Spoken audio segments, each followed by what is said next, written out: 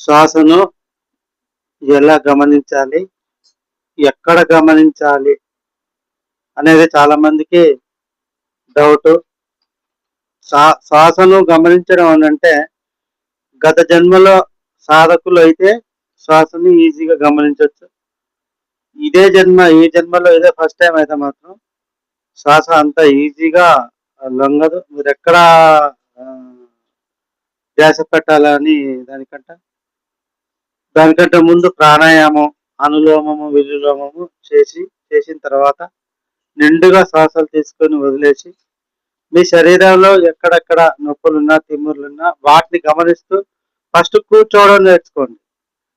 అలా మీ చుట్టూ మీరు పైనుంచి కింది దాకా మీ చుట్టూ మీరు ఉండగలిగితే మాత్రం తప్పకుండా ఆసన సిద్ధి కలుగుతుంది. తర్వాత మీకు ఆసన సిద్ధి తర్వాత మీకు నిదానంగా ధ్యానం అనేది జరుగుతూ ఉంటుంది.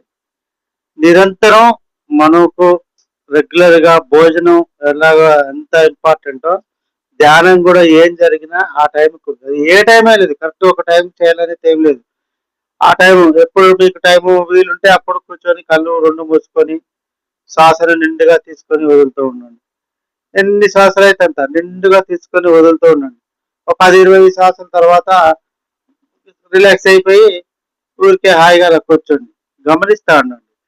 మీ లోపల ఏం జరుగుతుందో గమనిస్తూ ఉండండి.